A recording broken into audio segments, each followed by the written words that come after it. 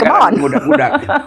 Dan bahkan rahim perempuan itu kan jadi objek patriarki sebetulnya kan, diatur sedemikian rupa sehingga si ibu kehilangan akses pada bayinya misalnya.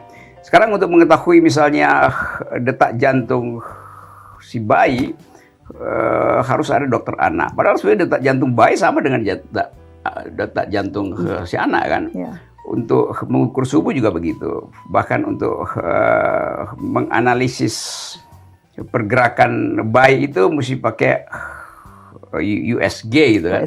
Jadi itu sebetulnya ekstensi dari laki-laki yang dalam pengertian ini kita sebut kapital. Mesti ada peralatan yang mahal supaya industri kesehatan reproduksi itu tumbuh tuh. Tapi itu oke, itu hal-hal yang mungkin membuat kita untuk menganalisa kembali bahwa seks dan kekuasaan, seks dan kapital itu adalah bagian yang masih membuat kita merasa tidak nyaman karena otonomi tubuh kita seolah diatur oleh kekuasaan, diatur oleh kapital. Dan kita tahu bahwa soal-soal ini itu dari kita tahu ilmu pengetahuan, perempuan sudah direndahkan itu. Seorang filsuf yang diagung-agungkan dulu namanya Aristotle, dia bilang begini, perempuan itu adalah anak-anak yang bertubuh besar itu.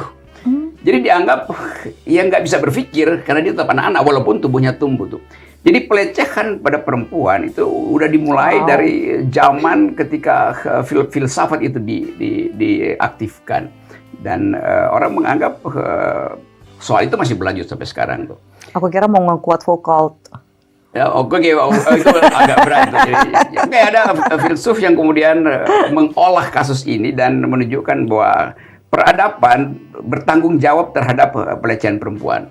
Yaitu yang ditulis biasanya oleh Foucault tentang sexuality and power, dan lain kali kita bicara itu karena itu wilayah yang terlalu berat secara konsepsional. Tapi kita akan masih bicara dengan Soya Amirin di dalam program yang berikut. Tapi sekali lagi yang kita bicarakan malam ini adalah upaya untuk mengimbangi sensasi seksual dengan keterangan akademis tuh.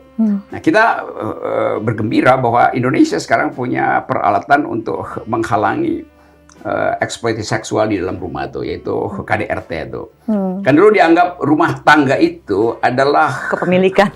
Ya. Ownership dari laki-laki itu, dan dianggap bahwa di dalam ownership-nya dia itu perempuan justru diamankan.